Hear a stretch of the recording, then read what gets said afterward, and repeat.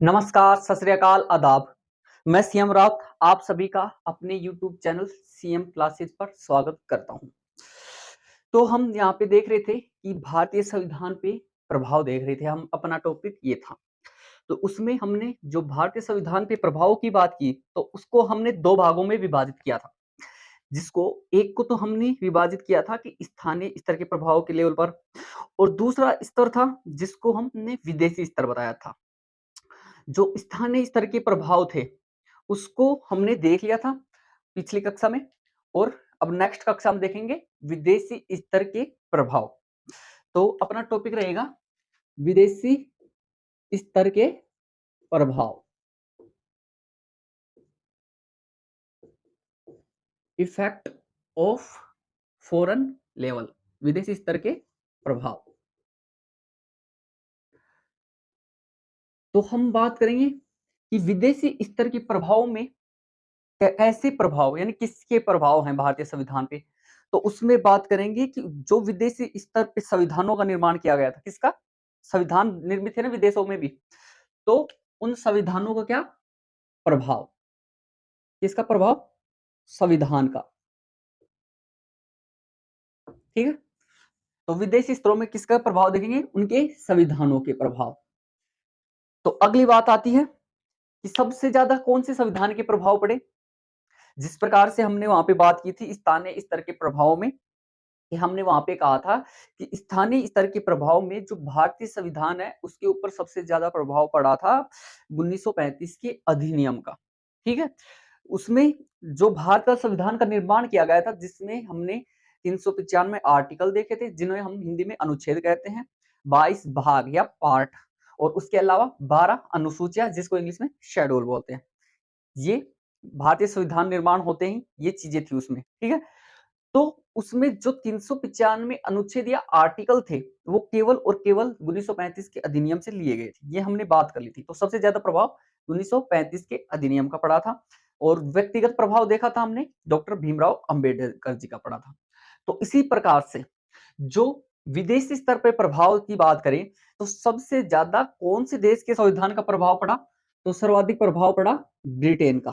किसका, ब्रिटेन का। क्या पड़ा, सर्वाधिक प्रभाव। ठीक है, प्रभाव क्या पड़ा, सर्वाधिक। अब अगली बात आती है कि ब्रिटेन का ही सर्वाधिक प्रभाव क्यों पड़ा, अन्य देश का भी तो पड़ सकता था। तो इसके पीछे का रीजन ये है कि 1757 में जब प्लासी का युद्ध हुआ और 1764 में बक्सर का युद्ध हुआ, तो एक प्रकार से जो अंग्रेजों की राजनीतिक सत्ता थी वो भारत में स्थापित हो चुकी थी। और 1947 में जब देश आजाद होगा, तब तक हमारे देश क्या रहेगा, अंग्रेजों का उपनिवेश रहेगा। जब 1757 के बाद में अंग्रेजों ने बंगाल से अपनी राजनीतिक सत्ता स्थापित करना शुरू किया था, और लगभग लगभग 1947 तक संपूर्ण भारत पे अपना अधिकार कर लेंगे, कुछ क्षेत्र को छोड़ के, कुछ रियासतों को छोड़ के। तो सबसे ज्यादा किसने भारत के ऊपर शासन किया था, ब्रिटेन के लोगों ने, यानी अंग्रेजों ने। तो हमारे संविधान पे सबसे ज्यादा प्रभाव किसका पड़ा, भारत ब्रिटेन के संविधान का पड़ा।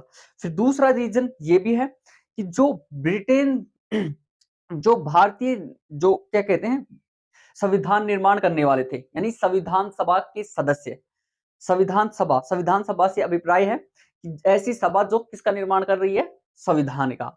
और संविधान सभा में कौन शामिल होंगे, सदस्य शामिल होंगे। तो ये जो सदस्य थे, इनको लेने का आधार था एक तो सांप्रदायिकता, और दूसरा आधार था पैसे के आधार पे।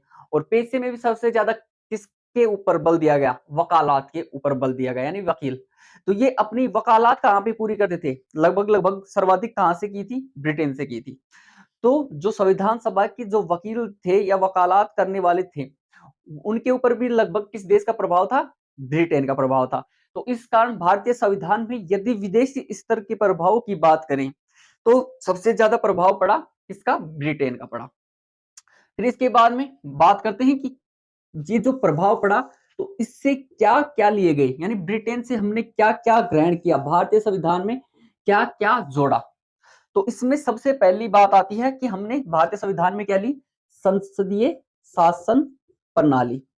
क्या लिए, संसदीय शासन प्रणाली। ये किससे ली गई? ब्रिटेन के संविधान से। ठीक, अब ये जो ब्रिटेन के संविधान से संसदीय शासन प्रणाली ली गई, ये क्या होती है? तो इसमें जो संसदीय शासन प्रणाली होती है, इसमें सरकार या कार्यपालिका दो प्रकार की होती है। एक तो वास्तविक कार्यपालिका और एक नाम मात्र की कार्यपालिका। जो वास्तविक कार्यपालिका या सरकार है, उसका प्रमुख राष्ट्राध्यक्ष होता है, जो कि एक प्रकार से राष्ट्रपति, ठीक है। और दूसरा वास्तविक कार्यपालिका का प्रमुख प्रधानमंत्री होता है, जो शासनाध्यक्ष होता है, ठीक है। जो राष्ट्रपति को शक्तियां प्राप्त हैं, उन सभी शक्तियों का प्रयोग कौन करेगा? प्रधानमंत्री करेगा। यानी कि नाम किसका हो रहा है? राष्ट्रपति का हो रहा है, लेकिन उसका प्रयोग कौन कर रहा है? प्रधानमंत्री कर रहा है। तो इसलिए वास्तविक कार्यपालिका और नाम मात्र की कार्यपालिका होती है। फिर उसके बाद में नेक्स्ट बात आती है, इस जो संसदीय शासन प्रणाली होती है, उसमें सरकार का जो निर्माण होता है, ठीक है। सरकार किससे बनती है? संसद से बनती है, ठीक है। संसद में सरकार का यदि जिस भी पार्टी का सबसे ज्यादा बहुमत होता है, उसके आधार पे उसका निर्माण होता है। फिर उसके बाद में नेक्स्ट बात आती है कि जो सरकार या कार्यपालिका, ठीक है, कार्यपालिका एक प्रकार से सरकार को कहते हैं, ठीक। और उसमें भी कौन सी? राजनीतिक कार्यपालिका। तो जो सरकार होती है, वो सरकार किसके प्रति उत्तरदायी रहती है? संसद के प्रति। और संसद में भी एक सदन है अपने यहाँ पे, लोकसभा, उसके प्रति उत्तरदायी। तो ये संसदीय शासन व्यवस्था की क्या है? विशेषता है कि इसमें कार्यपालिका कैसी होती है? नाम मात्र और वास्तविक कार्यपालिका होती है, और उसका निर्माण किस में होता है? संसद में होता है। और उत्तरदायी होती है वो किसके प्रति? लोकसभा के प्रति। ये कहलाता है संसदीय शासन प्रणाली, ठीक है। फिर हमने कहा कि जो संसद है, उसका क्या कार्य है? तो उसका कार्य क्या है? कानून निर्माण करना, ठीक है। तो एक प्रकार से कानून को बोलते हैं विधि। क्या बोलते हैं? विधि। तो विधि निर्माण की प्रक्रिया।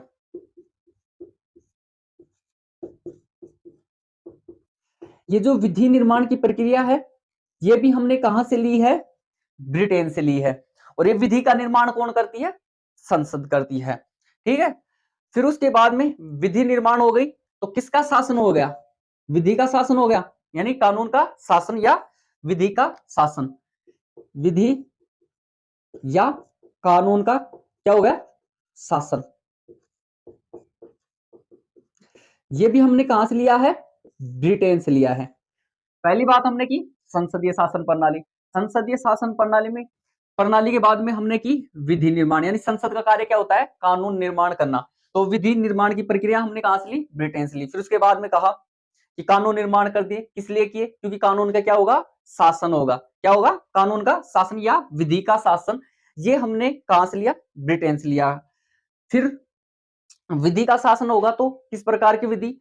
एक तो हमने कहा कि विधि का निर्माण कौन करती है? संसद। तो संसद निर्मित विधि। एक तो होगी संसद निर्मित विधि, यहां तक तो क्लियर।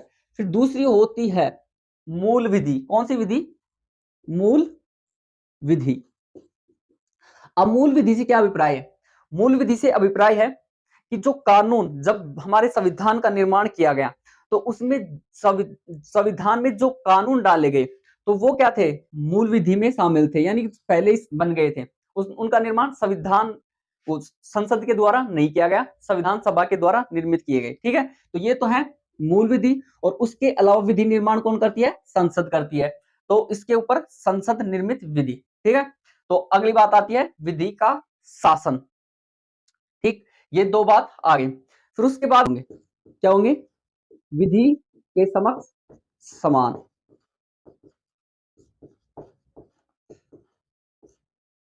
अब ये क्या हो गया? हमने कहा कि संसदीय शासन प्रणाली है, इसमें विधि निर्माण किया जाएगा। किसके द्वारा? विधि कौन निर्माण करती है? संसद करती है। और कुछ संविधान में पहले से ही थी। तो अब ये विधि का निर्माण कर दिया, तो अब ये जो विधि, हमने जो कानून बनाया है, वो किन के लिए होगा? वो सभी के लिए होगा। तो इसलिए क्या होगा? विधि के समक्ष सभी क्या होंगे? समान होंगे। विधि के समक्ष सभी क्या होंगे? समान। ये हमने कहां से लिया है? समानता का सिद्धांत। ये हमने लिया है ब्रिटेन से। कहां से लिया है? ब्रिटेन से। फिर उसके बाद में नेक्स्ट बात आती है कि आपने विधि निर्माण की प्रक्रिया बता दी, और विधि का शासन बता दिया। उसमें कहा कि संसद द्वारा निर्मित विधि मूल विधि, और विधि के समक्ष सभी समानता का सिद्धांत बता दिया, यानी सभी समान होंगे। तो ये विधि, मान लो कि कोई इस कानून को नहीं माना, ठीक है, तो इसके लिए किसकी आवश्यकता होगी? न्यायपालिका की। तो हमने लिया है वहां से एकीकृत न्यायपालिका। क्या लिया है? एकीकृत न्यायपालिका। एकीकृत न्यायपालिका कहां से ली है? ब्रिटेन से ली है। अब एकीकृत न्यायपालिका से अभिप्राय क्या है? जैसे कि हमारे यहाँ पे 4 प्रकार के कोर्ट होते हैं मुख्यतः। एक तो होता है लोअर कोर्ट, एक होता है, ये लोअर कोर्ट होता है उसके ऊपर उपखंड उपखंड स्तर पर। एक होता है डिस्ट्रिक्ट कोर्ट, डिस्ट्रिक्ट कोर्ट यानी जिला न्यायालय, ये जिला स्तर पे होता है। एक कोर्ट होता है जिसका नाम है हाई कोर्ट, जिस उच्च न्यायालय के नाम से जानते हैं, जो कि लगभग लगभग सभी राज्यों में होता है। उसके अलावा एक कोर्ट होता है जिसका नाम है सुप्रीम कोर्ट। तो ये जो सुप्रीम कोर्ट है, इसका सभी के ऊपर क्या होता है? नियंत्रण होता है। और हाई कोर्ट का उसके नीचे वाले अधीन कोर्टों के ऊपर होता है, ठीक है। तो इस प्रकार से ये क्या है, नीचे से ऊपर हम क्या करेंगे? अपील करेंगे। कोई भी विवाद हो गया, कोई भी फौजदारी, दीवानी, जो भी मामला है, ये अपील के माध्यम से ऊपर जाता है।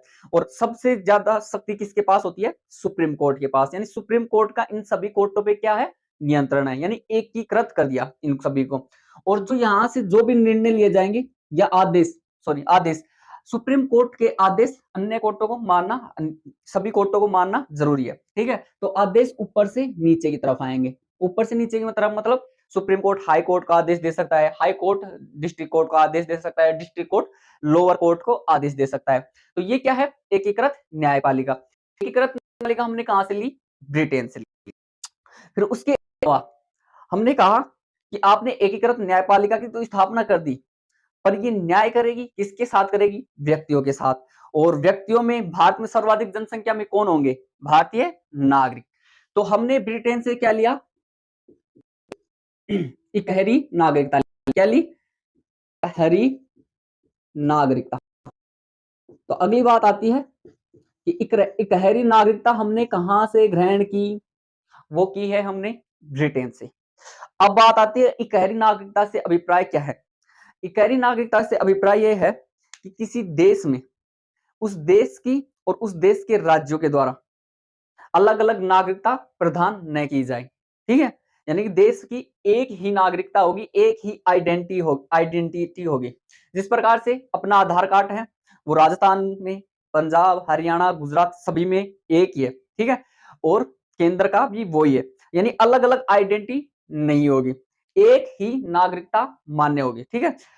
जो नागरिकता से संबंधित जो भी कानून निर्माण करेगा वो केंद्र करेगा।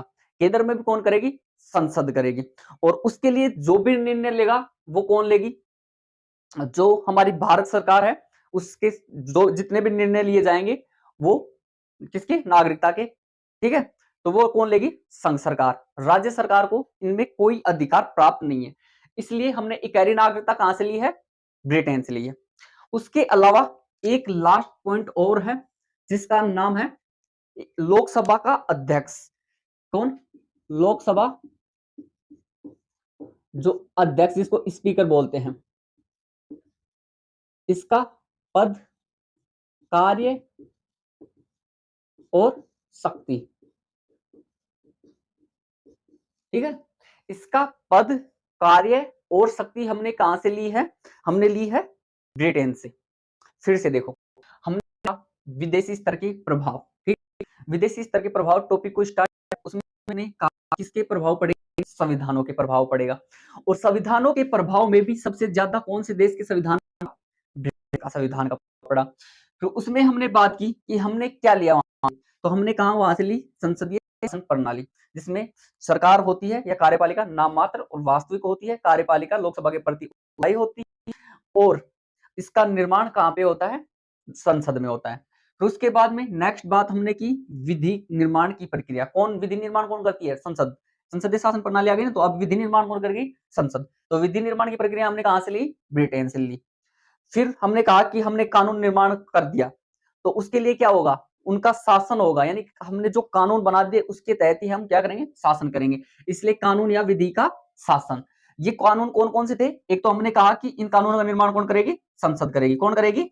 संसद करेगी। और कुछ मूल विधि में जो अपना संविधान का निर्माण हुआ उस समय जो कानून उसमें थे वो, ठीक है, तो वो मूल विधि के द्वारा। फिर उसके बाद में हमने कहा कि हमने कानून का निर्माण कर दिया, कानून का निर्माण कर दिया तो उसके समक्ष सभी को क्या रखेंगे, हम समान रखेंगे, किसी के भी साथ कोई भी भेदभाव नहीं करेंगे, ठीक है। इसलिए इसके लिए हमने क्या लिया, सभी समानता का सिद्धांत, ठीक है। उसके बाद हमने कहा कि आपने कानून तो लागू कर दिया, अब ये कानून किसके ऊपर लागू होगा? जनता के ऊपर। और जनता में भारत में सबसे ज्यादा कौन निवास करते हैं? नागरिक निवास करते हैं या व्यक्ति निवास करते हैं। तो उनके लिए इन कानूनों को बनवाने के लिए क्या होनी चाहिए? न्यायपालिका होनी चाहिए। तो हमने ली ब्रिटेन से क्या? एकीकृत न्यायपालिका ली। फिर उसके बाद में कहा ये जो न्याय करेगी वो किसके साथ करेगी? व्यक्तियों के साथ। और व्यक्तियों में सर्वाधिक कौन होंगे? भारतीय नागरिक। नागरिक मतलब जिस देश के व्यक्ति हैं, मूल निवासी हैं, वो नागरिक कहलाते हैं। और जो विदेशों से कोई आ जाता है वो भारत का नागरिक नहीं कहलाएगा, ठीक है। तो उसमें सर्वाधिक कौन है? नागरिक। तो इसलिए हमने क्या ली? इकहरी नागरिकता ली। और हमने कहा कि जो नागरिकता से संबंधित जो भी कानून निर्माण की प्रक्रिया होगी वो संसद कानून निर्माण करेगी। और जो भी निर्णय लिए जाएंगे वो किसके द्वारा लिए जाएंगे? संघ सरकार के द्वारा लिए जाएंगे। फिर उसके बाद में हमने नेक्स्ट बात की लोकसभा का पद। लोकसभा में अध्यक्ष का पद। किसका? अध्यक्ष का क्या पद? ये कहां से लिया गया है? ब्रिटेन से लिया गया। और इसके जो भी कार्य होंगे और इसकी जो भी शक्तियां होंगी वो सभी कहां से ली गई है? ब्रिटेन से ली गई है, ठीक है। अगर वीडियो अच्छा लगा हो, समझ में आ रहा हो तो लाइक, शेयर और सब्सक्राइब करना ना भूलिएगा। और कमेंट करके जरूर बताना कि सेशन कैसा लगा। धन्यवाद।